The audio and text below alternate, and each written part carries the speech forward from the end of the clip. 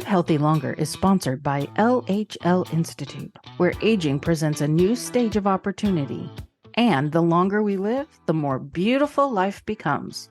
Our host is Dr. Jim Polakof, certified nutritionist, author, and a health specialist dedicated to enriching the lives of others.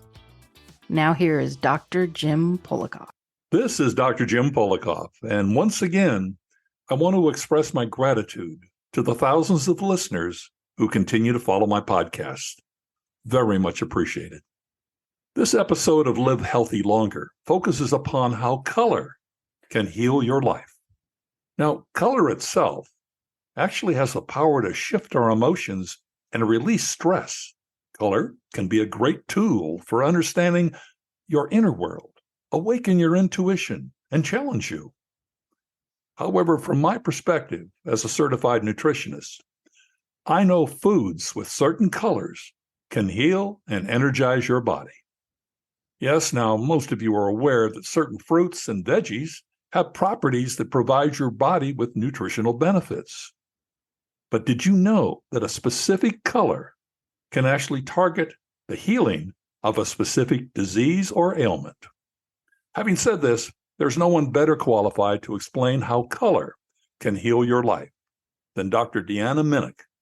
Yes, Dr. Minich is an internationally known scientist, author, and teacher. She's also president of the American College of Nutrition, an originator of the Rainbow Diet, 21 Days of Creativity to Change Your Life. Welcome to Living Healthy Longer, Dr. Minich. Why, thank you. Thank you for having me, Dr. Jim. All right, no problem. In any case, I understand as a teenager and into early adulthood, you encountered a myriad of personal health issues. So this led you to wanting to learn more about your body. Tell us about that period of your life.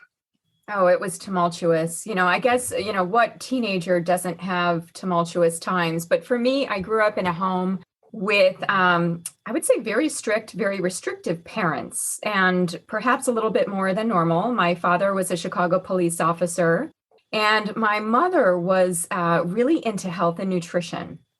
And she was definitely ahead of her time. This is the 1970s when it really wasn't the trend to be into what you're eating. And so, there was a lot of restriction around food and eating. And I couldn't have a lot of things. I'd go to Girl Scout campfires and I'd have to bring my own food, and I'd have these strange lunches that I'd have to bring to school. You're sort of an unusual individual with your friends then, huh? I was very unusual. Although now I look back thinking that, wow, my mom did something that was really revolutionary. And I thank her for it now. And I'm really glad that she did those things. But at the time, I was, I am a bit of a sensitive, emotional person, and I think that it affected me emotionally. And as you know, psychoneuroendocrine immunology, right? That's a mouthful. Of the mind. And because this was so emotionally tumultuous, what ended up happening, I think, is I had a lot of health conditions. I had a lot of gut issues, skin issues, reproductive. I think that those were my areas where I experienced the most. So I had endometriosis from a very young age. So that's an inflammatory condition of the uterus, kind of continuing on from kind of a family history pattern in that respect. But I began to have this pattern of disordered eating. I would binge. I liked sweets. I couldn't have things like cookies and cakes. And so I would binge on those things. I would take my allowance. I would take my newspaper delivery money, and I would just use that money to buy candy. So you sneak out of the house and buy some candy. Yeah, my mom did not know. And she found out later, though. My sister was in on it with me. I was the oldest, and my younger sister was in on it with me. But it was, I think that really laid the groundwork for the next phase of my life. But so what I would do is I would start to get these symptoms. I had gut issues. I had anxiety. I look back now at all the things I had and how I could have remediated those things very easily with food and lifestyle. But, when you're in your own, I would say, like you're in your own bubble, you don't really see those things. So, and particularly when you're younger, that has a lot to do with it. Obviously, absolutely. when you haven't hit the edge of maturity is it. So, No. But it's interesting that while you were earning your doctorate degree and your master's degree as well, but your doctorate afterwards, you realized there's more to standard medical treatments than just curing our ills. So you went abroad to study Chinese energy medicine, and you felt drawn to begin painting vivid colors and abstract shapes. And then you began seeing people, if I'm correct, through warming colors. Well, through any colors. Yeah, color became my medicine. So yeah, I was trained as a classical academic scientist, right? So I went and I studied, my undergraduate degree was in biology. I went on for a master's degree to study, of all things, human nutrition and metabolism. And then I went on for my PhD in medical science, and the focus of my dissertation was essential fatty acids. And all the while, I was still having issues, right? It wasn't like I completely healed myself. I felt like all of this study was a quest for me to better understand who I was, whether it was body, mind, emotions, all of those things. And I often hear from other people in the healing arts that one of the things that started them on their health journey was having a personal crisis. So yes, in some of my days when I wasn't feeling as good, what I turned to was something bright and vivid, which was color. Now, did that lead you to painting? Is that how you really became absorbed with colors? Well, no, not directly. So I remember I was having, it was kind of a rough weekend, and I was doing lots of research in the lab. This was during my PhD. And I was just working too hard, working too long, working too hard. And I went up to the art store in the town that I was living in, and I just decided to buy some paints. I decided to buy paper. And I don't know, it was an intuitive process. It wasn't like color just arrived. It was like I decided to do something else to get out of my own way, so to speak. So I started painting, and I would put these bright, vivid colors on large pieces of paper and in the home that I was living in. I almost felt like colors were feeding me in a way. It was like what I was doing was looking for other means. And as a scientist, we're always looking at patterns. We're looking for the truth. And I began to explore other things like yoga and energy healing, intuitives, people to help me to figure this out. And so the art and painting came by way of that whole process. Interesting. All right. So when you picked it up, I mean, the thing that I noticed, that I read about you at least, correct me if I'm wrong, but you actually begin seeing people through warming colors. How did that work? Well, I had a sense of, it's interesting because here I was kind of in my darkest days of not feeling particularly motivated, feeling depressed, feeling anxious.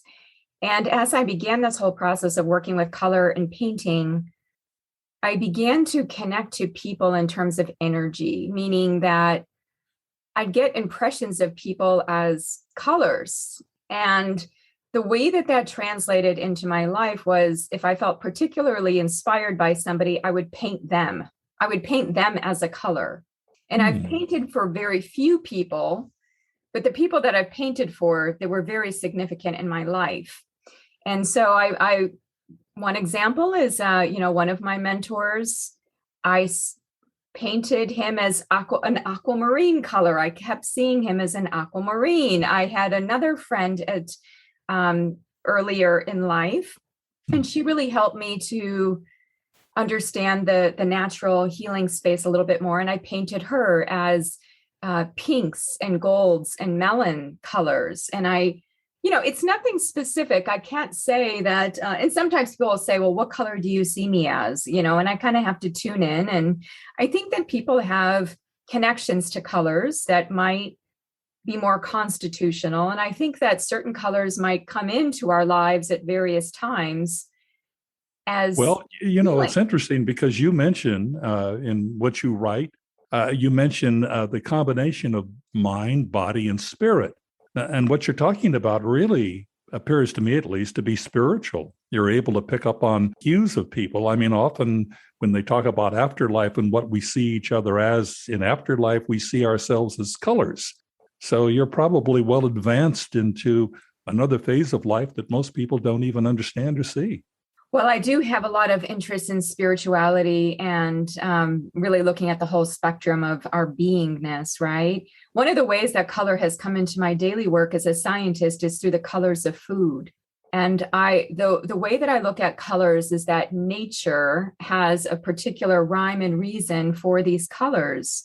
And if we can tune into those colors, we tap into the functional signature of those foods. Mm-hmm. So when I think of red, when I look at the literature on red and the feeling of red is urgent, emergent, it is passionate. And when I look at the science, it's a lot about protection. It's a lot about antioxidant defense. It's about reducing inflammation or the redness. So the red foods help to reduce the redness within the body, so to speak. Not exclusively, but I can see patterns. Orange is a very playful color. It's bright, it's warming, it's inviting. And when I look at orange in nature, it corresponds to carotenoid compounds. Carotenoids are in plants. They are what goes into our body and also help to protect us, but they seem to have a little bit more of a reproductive health function. Antioxidants as well. Exactly, but a different kind of antioxidants than the red kind. So the orange kind seem to be more fat soluble. Mm-hmm. So they go into different parts of the body, right? And there are about 700 different carotenoids, and they're different colors. Some of them are red, some of them are orange, some are yellow. So I see that there's a color code to food in my perspective. With my background in nutrition, my background in food, I began to see that with colors. And even how we use colors in our environment to prime our psyche. Mm-hmm. What kind of day do we want? Do we want, like today, I have kind of a green-brown color on. I want a grounded color today. I want something that feels rooted in earth because I know I have a lot of things to do this week. So you woke up and that's what you felt like, is something greenish, something in a dark green color of some kind. Correct. I feel out colors. Colors help me to gauge my feelings. Most of us are directed by our emotions. They prime our behavior, our decisions. And one of the ways that I can speak the language of my emotions is through color. How do I feel today? I even have my wardrobe divided by colors. It's all in the rainbow. I have my red blouses. I have my orange. I have my white. I don't have much in the way of yellow. I don't feel like I'm drawn to wearing yellow, but I like to surround myself in yellow. I have a lot of green. Green is my favorite. Are you telling me you dress like you eat? Or I'm dressed, yes, or the other way around. But in some way, I think all the colors are so incredible. And even my niece, I have a 7-year-old niece. And when she was first born, it's very interesting because she and I were connected on color. And I wanted to know when she was 2, what was her favorite color? And even though she couldn't speak the color, she could point. She liked purple. She would wear purple. She preferred to wear purple. She would point to purple. It was like I was communicating with her through color. So I feel like color, just like you were saying, it is spiritual. There's something energetic. There's something subtle about it. I have been told that even people who are blind can feel color. There's a change of wavelength, frequency. There's a different dimension to color, right? We know about this just from, if you take white light through a prism, you see the different colors, the different frequency bands, the different separations, right? Well, one of the questions I have, and we want to get into colors and foods and your rainbow diet, et cetera, but let's talk about, first of all, what people are eating today, most people. If you would I would refer to as a toxic diet, correct? So what are toxic diets in your mind? Brown, yellow, and white. Brown, yellow, and white. So what do I mean by that? Most people are having an inflammatory, accelerated aging, brown, yellow, and white diet. So they wake up, they have waffles and pancakes and cereal and breads and donuts and pastries, right? Brown, yellow, and white. These are foods that are devoid of nutrients that help to feed our vital force within, right? So if the food is processed, we're just giving that energy to the body, right? And we're just getting that quick blip of energy and it's gone. It takes more from us than gives us. So I think that's why I came out with the rainbow diet, because I was seeing that people, and even, there were bouts in my life where I wasn't eating so well either. So having lots of, when I think of white foods as an example, so my mom Like I flour, always for say that example. Flour is white, right? flour is white, salt is white, sugar is Right. white. And I remember that when I grew up in the day of white bread, and I would be crying because all the other kids at school had white bread. There was something about white bread. And Mm-hmm. my mom gave me this brown, grainy, it was like it had seeds in the bread. And I would cry that I couldn't have the white bread. And she said, Deanna, just tell the kids at school, the whiter the bread, the quicker they're dead. Oh, You my don't want goodness. white foods. You were so popular with Yeah, expressions I like know. that. I know. It was funny because my sister, we compared notes later. My sister was able to trade her lunches, but for me, I stuck with it. But yeah, white foods, yellow foods. And you know what this represents to me, Dr. Jim, is that they're so burnt out. They're eating like they're living.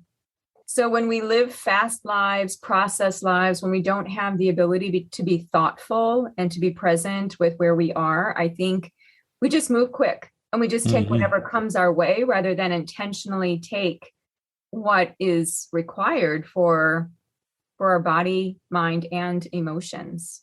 Well, I understand you also believe it's not just the toxicity in food, but even if you're eating a healthy diet, if you have, let's say, toxic beliefs, that will impinge upon your ability to really benefit from a healthy diet. I'm so glad that you brought that up because the power of the mind is immense. And so if we have toxic ideas about the food we're eating, I think that only adds to the cascade that can happen in the body, right? Because if we're stressed, what gets impacted? Our gut. And if our gut is impacted negatively, then we can't digest. We can't digest and rest. We're going to be on fight or flight. So now we have inflammation entering in just through our mind. So that's why sometimes when I can't be kind of on track with all things and I'm traveling, I try to settle into my mind. I try to remember to set an intention with my meal, have gratitude, be slower in terms of not eating fast, focusing more on the how of eating than on the what, and just do the best. My mom was also, I must say, she was very spiritual. I didn't mention this, but one of the things that catalyzed her connection to food was her connection to her faith.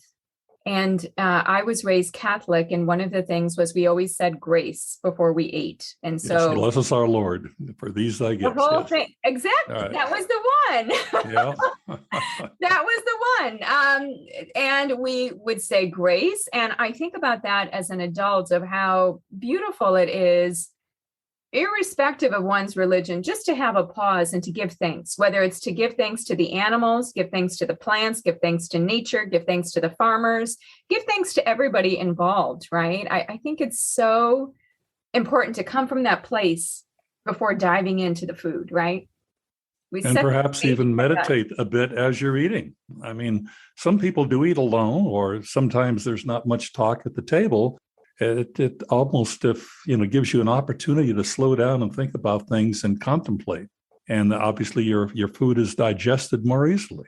Agree. And now you mentioned Chinese medicine. Now, one of the things, I didn't study it outright, but I just as an interested person, I was curious. So I read a lot of books, and I read a lot of books on Ayurveda, which is the East Indian form of medicine, right? And I was seeing that in these traditions, there was so much focus on how we ate, the elements of what we're eating, earth, air, water, fire. So when you sit to eat, it's like coming into that alignment with the elements, with life. I mean, it's really pretty amazing to think of how we eat food and how often we take it for granted. Mm-hmm. And how often we're in a hurry when we're eating. And of course, that's as bad food. Yes, because it hurries along that digestive process. We're not chewing well. Then we put more burden on our digestive tract. And now you had also talked about the toxic diet.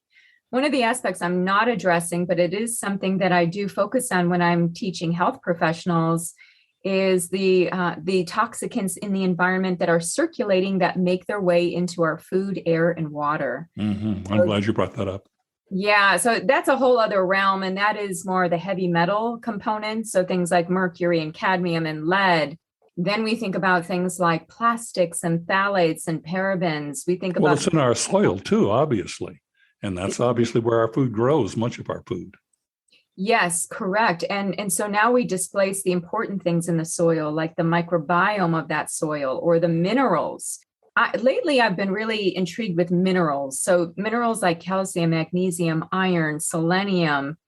There are so many of these minerals, and typically we get them from the soil. But because our soils are depleted, and I just saw two papers that were published not too long ago showing that if you look decade after decade, we're going down, down, down, down, down in terms of nutrients in the soil.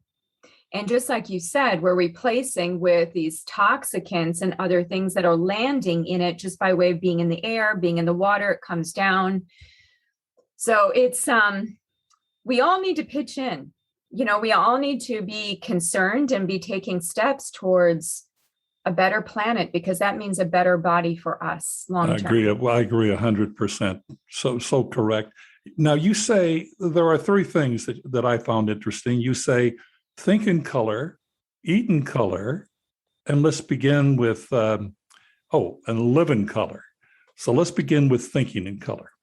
Thinking in color, positive thoughts, being open and receptive, not closed down and contracted. To what we were just talking about, how our thoughts, our energy in that moment it's changing our physiology, right? So think in color, vibrant thoughts as much as we can. Not to say that we ignore the things that are painful in life, but at least for me, I can only speak of what I do. So when I'm thinking in color, I'm always trying to reflect on how am I growing? How am I growing from this experience? What can I learn? So that is thinking in color, trying to see what's the phrase, seeing life with rose-colored glasses. Right. Right. So thinking in color, seeing in color, trying to see and think about a situation. So then when you're eating in color, it's the same perspective. Obviously, dark meat. When you think of a hamburger, what color is the meat, right? Right. It's dark meat, and it's a dark bun, a brown bun. So that obviously is more towards the toxic side. Yes, it's not balanced. Correct. And not to say that brown and yellow don't have their merit, but it's imbalanced. It's not harmonized with everything else that we need to take in. So if we let's just take blue-purple foods like blueberries and plums and blackberries. A lot of those grapes, yes, the grape skin, high in resveratrol. If we're missing those foods, we're missing out on what they can do for the body, which if you look at the literature, primarily we see a connection with the brain, with the mood, with cognitive health, with memory, with learning. So then we have a gap. So it's not that brown, yellow foods are bad, because I don't want people to think of them as bad, but what if there was an avocado on that burger? It could change the whole dynamics of that burger in the body if somebody chooses to eat that burger. And now where does that come from? There was actually a study done by Dr. David Heber at UCLA some years ago. And I always go back to this study. I love his work. He's really into color as well. And he did this study where he had people eat a hamburger. You could see how the inflammatory cytokines went up in the blood after the meal. So inflammation went up. But when you put half of an avocado on that burger and do the same study again, it flatlines the inflammation. Well, that's very interesting. And I'm happy to know, at least, I stopped eating hamburgers years ago because I find that veggie burgers are just as tasty if you do them correctly. And I almost always have a veggie burger with a slice of avocado. So very nice. So right. That's great. That's great. And I think we always have to meet people where they're at. Everybody's on a different place of their journey. Certainly. And I have, in this field of personalized nutrition, the American Nutrition Association is an organization that I've been involved with for many years. And one of the things that they advocate is that everything is personalized, right? That what is good for one person isn't good for all. Like somebody was just asking me about goji berries. Now, goji berries, you look at them and you would say, well, it's in nature. It's red. Wouldn't that be good food? But they're also part of the nightshade family. So they may not be good for everybody. Maybe if somebody has a nightshade sensitivity, they might not want to have goji berries in high amounts or in any amounts. Right. Well, the other thing you mentioned, and I'm really curious about this, what do you mean by live-in color? Well, if you think of, so I'll give you an example. Like I have this program, it's called Whole Detox, and it's all about color. So every 3 days, we move through a different color and a different way of eating. And what I noticed from people eating colorful foods and paying attention to color was that they literally began to live a colorful life. They became aware of the colors around them, of the colors they were wearing. I remember one woman in the group, she worked in a cubicle. So it was all gray. And what she began to do by way of going through the whole detox, she woke up to color and she began to live in color, and she brought a colorful banner to work to dress up her gray colored cubicle. There was another woman who had this smoky gray kind of sofa at home. So she changed up her living room. She began to live at home in color. And if I think of, if color is so powerful on our psyche, right? Our psychology is changed through color. Then to think about the rooms that we live in, to think about the clothing that we wear to get a certain response. What about the car that we drive in? What about what we see every day? And often a drab color has something to do with your somewhat drab personality. And people wonder why they feel a bit drab about things. But I understand what you're saying. Yeah, I think it all adds up. And some people don't even realize it, but they are drawn to certain colors. And I know for me, the color that you are drawn to is bringing something into one's life, some kind of recognition, awareness, and maybe even healing. The color that we are least drawn to is perhaps one that also needs exploration. So just to give you an example, and I'll ask you what your favorite color is. For many years, especially in my 20s, I did not wear orange. I couldn't wear orange or pink. I didn't like those colors at all. They were too feminine for me. They just felt too playful. I wanted something more scientific and navy blue and beige and white and black and brown, something more, I don't know. It just had to feel a little bit more scientific. Yeah, scientific. That's and why how you envisioned yourself. But it's interesting. Why is science not connected to orange and pink in my mind? I don't know. So this is I find it, some things I would just do intuitively. And I started painting in orange and pink. Everything I was painting was orange and pink. And it was almost like it was uncontrollable. I wouldn't wear those colors, but I would paint them.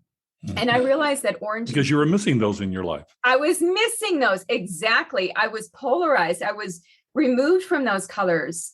And then that was also part of my waking up to color experience in my late 20s into my early 30s, where I realized, and now I love not orange so much still, but I do like pink. I've moved into a pink phase of my life. So like just this whole past weekend, I love kind of like a soft pastel pink. I would have never worn this color in my 20s.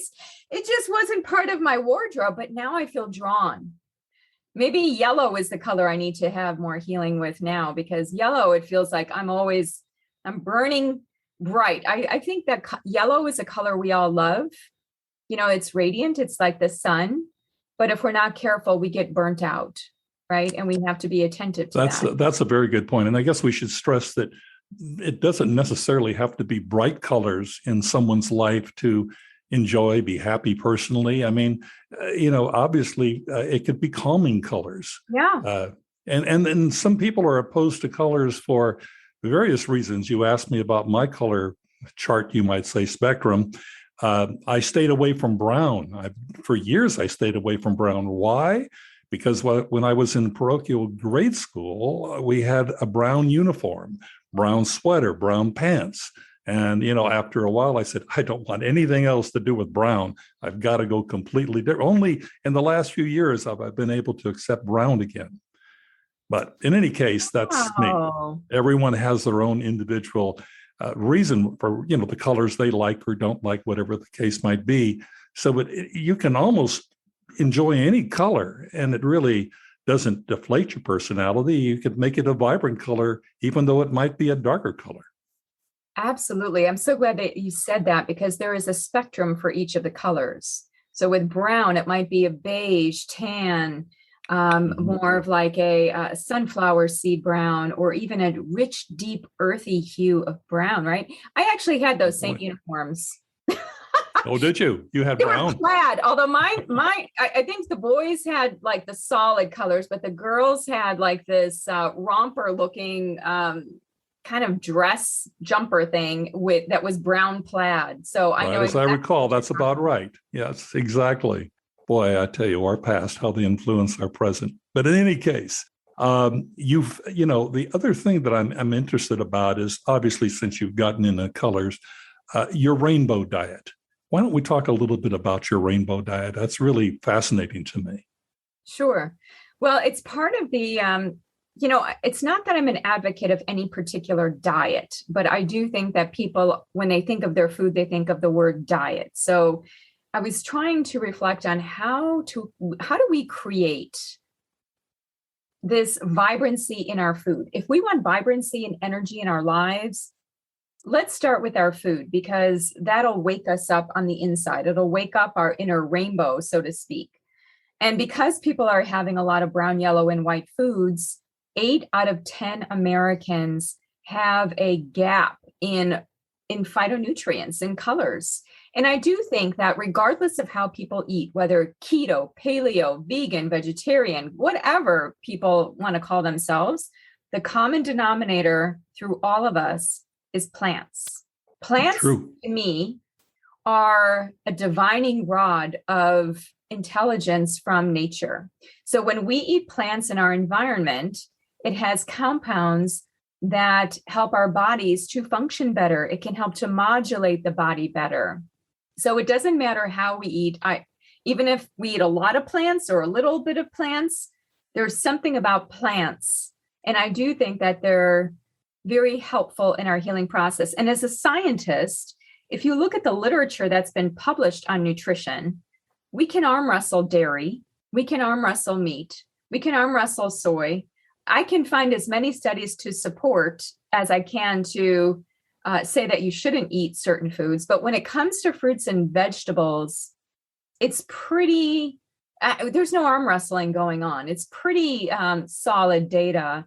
Well, there's a real balance. You have your green leafy vegetables, you have your vibrant, bright fruits. I mean, it seems to be a harmonious balance there. Exactly. And, when a plant is stressed, that could be a good thing for us, because if they don't have insecticide, pesticide, herbicide, they have more stress in their environment, which makes them make compounds that are better for us. Whereas if an animal is stressed, that leads to compounds in that animal's body that aren't potentially so good for us. So stress to a plant can translate, and that's why we have organically grown food.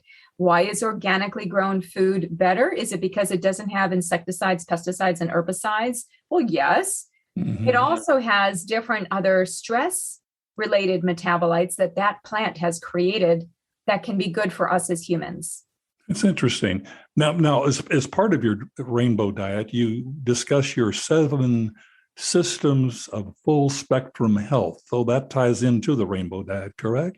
Correct. So when somebody looks at the book, The Rainbow Diet, what they will see is that there's a questionnaire.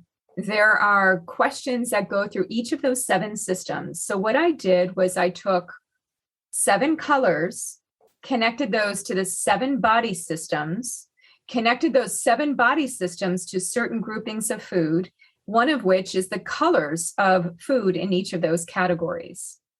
So when people do the rainbow diet, what I'm hoping is that they're waking up to thinking, oh, number one, I'm not eating the rainbow, or I'm eating the rainbow, but not the kind of rainbow that I really need. So not the candy. I'm not talking about the artificial colors. I'm talking about nature-made colors, right? So not the dyes and not all of the synthetic agents that make things. In fact, you can already see that color is such a powerful force. And that's why a lot of those foods we are drawn to, it's sugar and color, and it just keeps us connected. So it's meant to help people to understand where is their color deficiency. When they do the questionnaire, it brings in the body, it brings in how the thoughts are, and it helps to get them better on track. And what people can do is they can read each of the chapters on each of the colors, or they can just dive right in and say, okay, 7 days in a week, 7 colors in a rainbow. I'm going to focus on first day is red colors. I'm going to see how that feels. Second day is orange. Third day is yellow. They can do a little mini rainbow diet. So people can choose whatever color sequence they want. Absolutely. It's all an individual choice as opposed to be regimenting to a certain diet. Correct. And one of the other parts of this to bring out is the art of eating. So often we think of the science of eating, the fear of eating. I think about my past. You asked me about how I grew up, a lot of restriction with eating. A lot of people have a lot of fear when they're eating. They think, oh my gosh, does it have gluten? Or will I feel good after I eat this meal, right? A lot of fear. What I'm trying to do with the rainbow is to bring in the art, the play, and not so much the head, but the heart. I do think that the heart of eating, if we can connect to it emotionally in a fun way that includes color. And if you think about color, Dr. Jim, if you think about kids like color, teenagers like color, adults can connect to color, older adults can connect to color. So I can have an 85-year-old talk to an 8-year-old and they can talk about color. And even though there may be a certain diet that's out there that's more complicated, the rainbow is simple. It's the common denominator for everybody, whether man, woman, child, elder. I mean, I kind of feel like I'm more into the unity of eating rather than the division that comes across with all the diets. I like that, the unity of eating. And you talked about color. I mean, it's all part of our heritage. I mean, you go back to what influences us as children. Oftentimes Disney movies, Bambi, Snow White, and they were all very colorful movies, all with a wide spectrum. If you look back at those movies, we were influenced by that. And that's always been what we consider to be the colors we love. Absolutely. I think of the movie Wizard of Oz, right? Where yes. We go especially when it was colorized. Exactly. And how powerful that was. And right. I don't even think we realize how potent colors are in our everyday environment. So if we're driving a car, we've got the stoplight system, right? Mm-hmm. Red, stop, yellow, yield, green, go. We have a stop sign. We have nature with a lot of green. We might have the ocean that is blue. We constantly have color inputs that are informing us. And, it's interesting because I do ask people, well, what colors are you drawn to? Many people are drawn to green and they tend to eat green foods. That doesn't always work out, but it's just interesting that you had mentioned warming colors before. So when I think of warming, it's red, orange, yellow. Cooling would be green, blue spectrum, purple. And people tend to like those cooling colors a lot, is what I have found.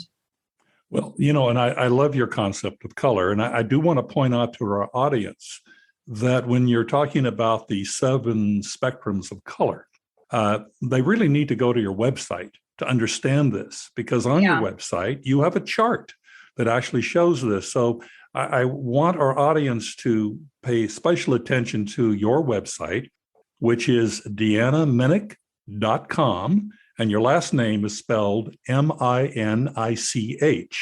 So that's deannaminich.com. And when you download it, when you go to this, you can download that chart. And when you download the chart, you know exactly what Dr. Minich is talking about. So I think that's important. And I was also going to point out, just in case you don't have a pen or paper handy, our audience knows very well to go to our website, which is bodymindsoul.podcast.net. And you go to that and we'll have also all of Dr. Minich's information there. So one way or the other, you have to see this chart to really have a comprehensive understanding. Yeah, the chart, you're right. I do give that away for free on the website. It's just a downloadable PDF. It's also in my whole detox book. It's my operating system. It's how I think, right? To think of each of the colors, how it connects to the anatomy, how it connects to physiology or function of the body. What are the foods? How do we live? And so when some people do the questionnaire, let's just say that they come out where the yellow part needs some healing, right? And so what I do, if you're wondering, like, how do we go from the chart into making a change? Because it's nice to have a pretty chart. I'm very interested in how that chart takes people further into changing their lives. So let's just say that somebody opens the Rainbow Diet book, they do the questionnaire, they come up high on yellow, which means that there needs to be some balance in yellow. So then I encourage them to look at their work-life balance. Maybe they're too stressed. They might have digestive issues. So yellow correlates to the fire element. It's how we burn. We can burn for energy, ATP, needing to feel vitalized, inspired, or we can feel burnt out, overworked, where we have no energy, we're fatigued all the time. So within each color, there's a spectrum. So there's a spectrum of its optimum form, and then its depleted form, right? And when I have had people do this questionnaire, I've had thousands of people do it. And I even have a way that you can do it online. If you just go to my website, you can see it from there. 80% of people, this is a general estimate, have an imbalance in the yellow system of health, which is why I always like to bring it up. Interesting. So, yes, yellow. Again, fire. So this is in our solar plexus. So it's digestive, it's stomach, liver, pancreas, small intestine, all of the organs that are burning bright. We need them to burn bright, because if they're not burning bright, we're not getting the digestive process moving in such a way that we can actually get the nutrients we need for energy. And what is one of the biggest issues right now in terms of health?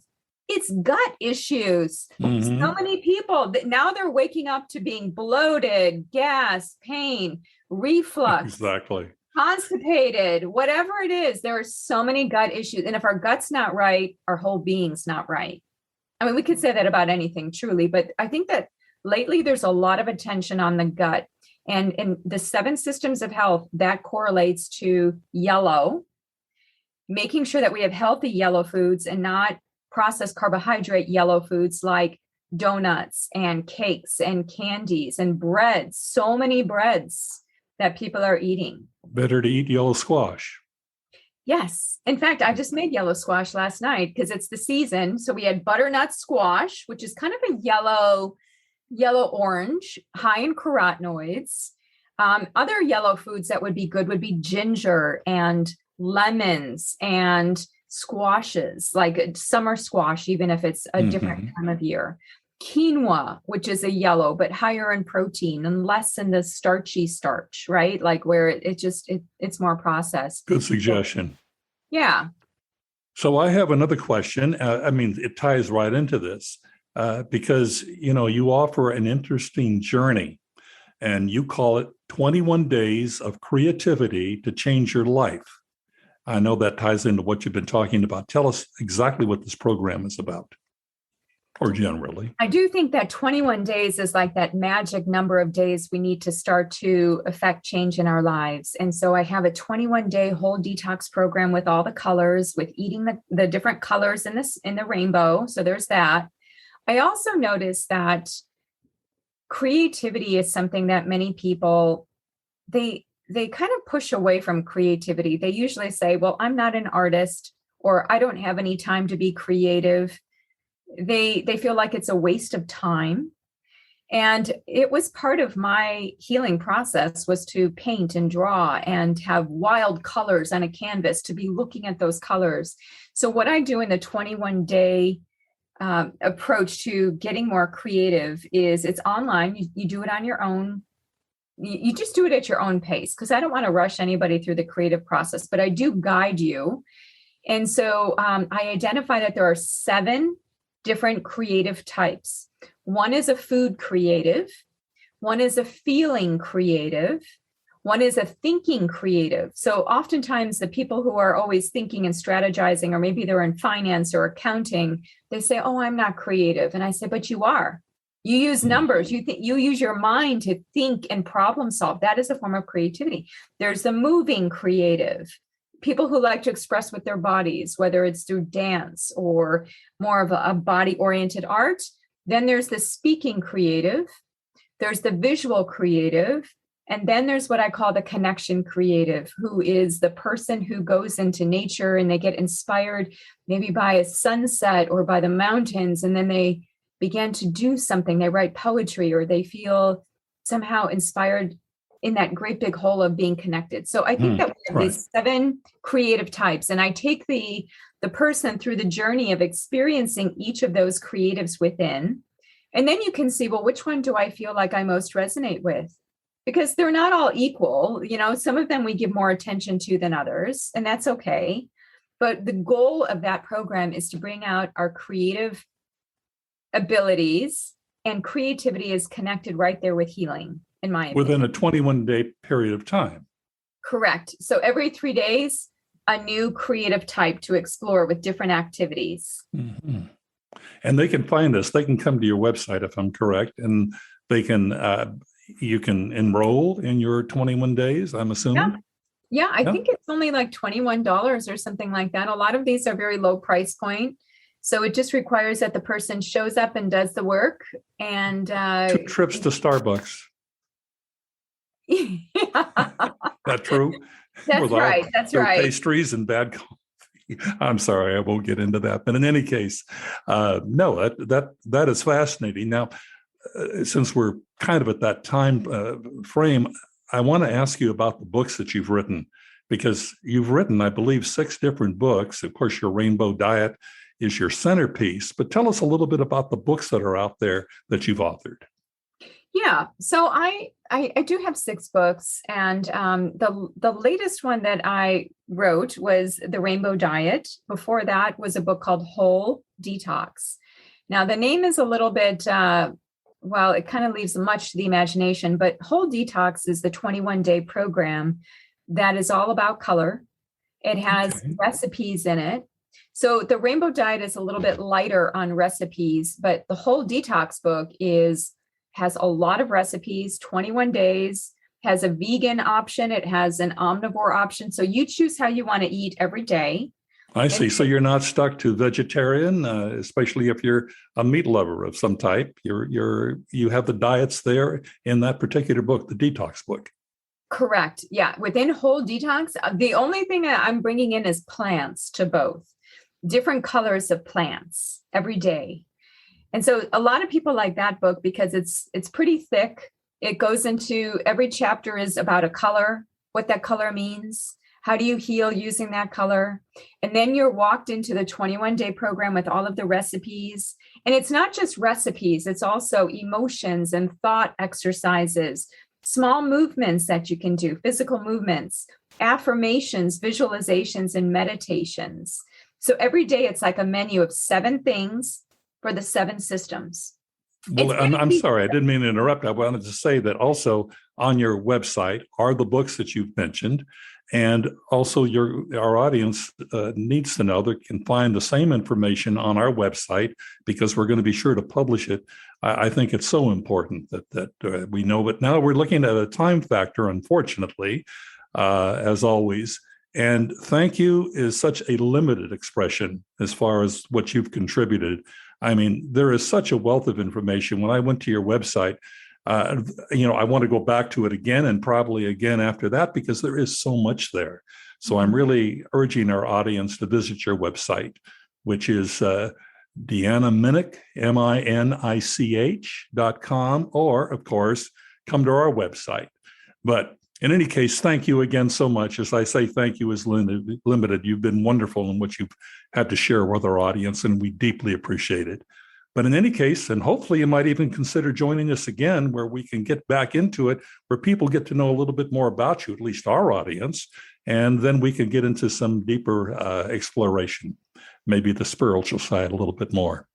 That'd be lovely. Thank you so much, Dr. Jim, for having me. It's been great talking with you. I can tell we're on the same page. We're in the same wavelength. We certainly are. And again, remember her informative books and what she has to offer. She's also has blogs on there. It's Deanna Minich, MINICH.com, or come to our website And in any case, I'll be right back after this break with an answer to the question, does an apple a day really keep the doctor away?